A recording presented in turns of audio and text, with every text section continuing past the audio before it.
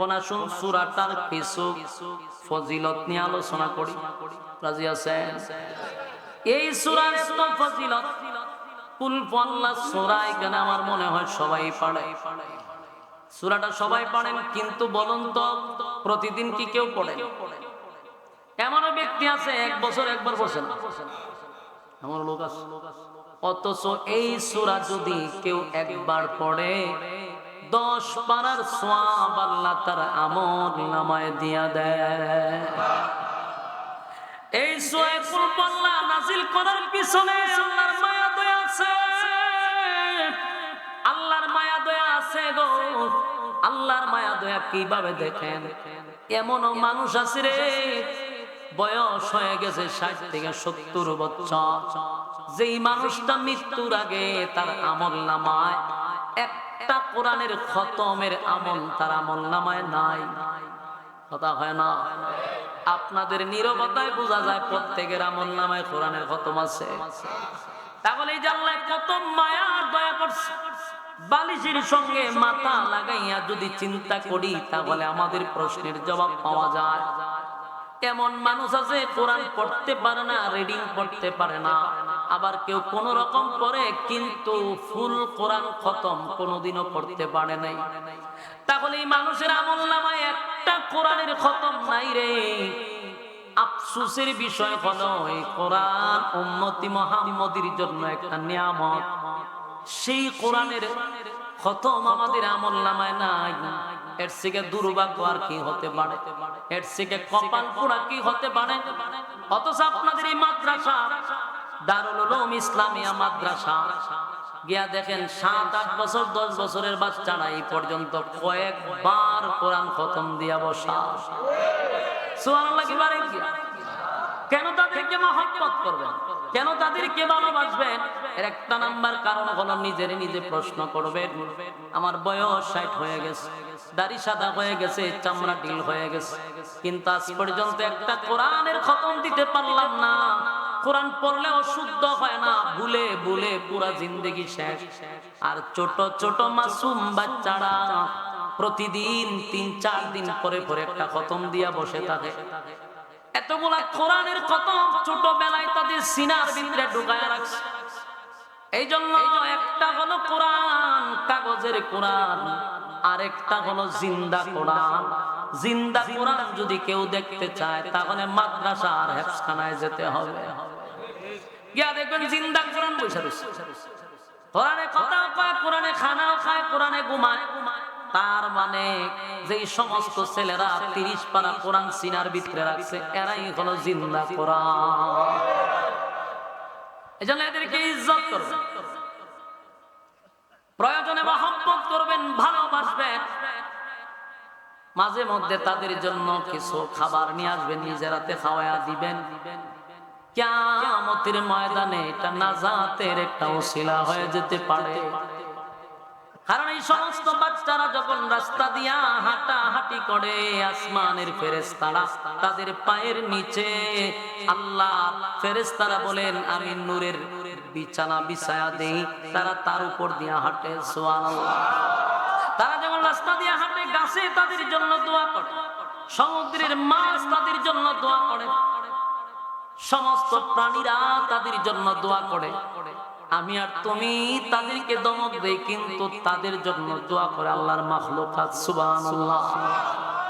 কেন? তাদের ভিতর আছে কোরআন, তারা মাসুম, আর প্রতিদিন আল্লাহর সঙ্গে তারা কথা বলে। সুবহানাল্লাহ।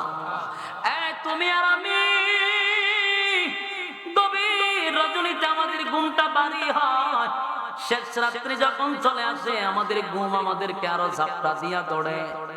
ঘুমটা তখন খালি জমে, আমি আর তুমি ঘুমায়া থাকি, কিন্তু নুজুলের রহমতের সময় শেষ রাত্রিতে মাদ্রাসার দিকে তাকায়া দেখবা ছোট ছোট কচি কচি মাসুম বাচ্চারা, যেই সমস্ত বাচ্চারা নিজের মা বাবা তাদেরকে মুখে তুলে খাবার খাওয়ায়, সেই বাচ্চাগুলি গভীর রাত্রে ঘুম থেকে জাগ্রত হইয়া পানি দিয়া উযু করে পবিত্র হইয়া আল্লাহর কুদরতি পায়ে তারা সেজদা দেয়। এবং গভীর রজনীতে তুমি আর আমি ঘুমায় থাকলেও তারা গুনগুনাইয়া আল্লাহর কোরআন তেলাওয়াত করে। এই যুবক ভাই, আমরা যেই পরিমাণ গুনাহ করি গো, যেই পরিমাণ আকাম কুকামের পিএইচডি আমরা করছি, এই জমিন আল্লাহ কবে ধ্বংস করে দিত, জমিন আল্লাহ তলায়া দিত, আমাদের উপরে গজব আসত। কেন গজব আসে না? কেন ভূমিকম্প হয় না? কারণ যেই সময় গজব আসবে, ছোট ছোট মাসুম বাচ্চারা আল্লাহর সঙ্গে কথা বলতে থাকে। সুবহানাল্লাহ। এজন্য মাদ্রাসা যেই জায়গায় হয়, ওই এলাকার মানুষ একটা নিয়ামত পাইছে, বড় বড় গজব থেকে তারা বেঁচে যায়। কারণ আপনি গুনাহ করলেও মাদ্রাসায় নেকির আমল হচ্ছে, আল্লাহর সঙ্গে তারা শেষ রাত্রিতে কথা বলে। এই কথা বলার কারণে তোমার গুনার কারণে আল্লাহ এদের সওয়াবের কারণে গজব দেয় না। তোমার উপরে গজব পড়ার কথা কিন্তু মাদ্রাসার ছোট ছোট বাচ্চাদের কারণে তোমার উপরে ঠান্ডা পড়ে না। তোমার তো শুকরিয়া আদায় করা দরকার। কথা বলো। মাদ্রাসার ছাত্রদেরকে আয় ভালো করে শুনে, নিজের একটা ছেলের হাফেজ আলেম বানাইতেও যদি না পারেন, অন্তত হাফেজ আলেমের শ্বশুর হওয়ার চেষ্টা করবেন। শ্বশুরও যদি না হতে পারে, তাহলে একজন ছাত্র আলেমকে খাওয়ানোর চেষ্টা করেন। আপনার বাড়িতে খাইয়া পড়ালেখা করবে এমন একটা সুযোগ করে দেন। এটাও যদি না পারেন, হাফেজ আলেমদের সঙ্গে সুসম্পর্ক রাখেন, সুসম্পর্ক রাখেন। কিয়ামতের ময়দানে এটাও আপনার নাজাতের উসিলা হতে পারে। কথা হয় না? এই যুবক বালক, তাহলে আমি আর আপনি সারাদিন একবার সূরা ইখলাস পড়তে পারি না। এই 4 আয়াতের ছোট্ট একটা কুল হুয়াল্লাহ সূরা, আল্লাহর কসম আলেম ছাড়া সাধারণ পাবলিক রে যদি জিগায় সূরা কুল হুয়াল্লাহ বলেন, আমার মনে হয় প্রথম অক্ষর থেকে যে ভুল শুরু হবে, শেষ পর্যন্ত ভুলে ভুলেই যাবে। অক্ষর উচ্চারণ জানে না, মাখরাজ জানে না, তাজবিদ জানে না, কিচ্ছুই জানে না, খইদা কি করতেছে।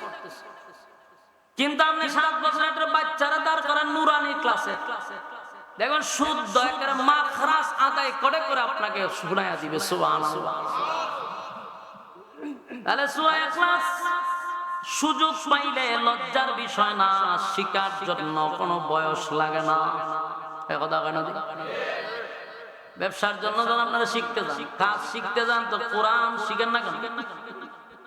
বুড়া হইলেও কোনো শিক্ষার কোনো বয়স নাই। মাদ্রাসার ছাত্রদের কাছে শিখবেন, বলে আমার 2টা সূরা শুদ্ধ করে শিখায়া দাও।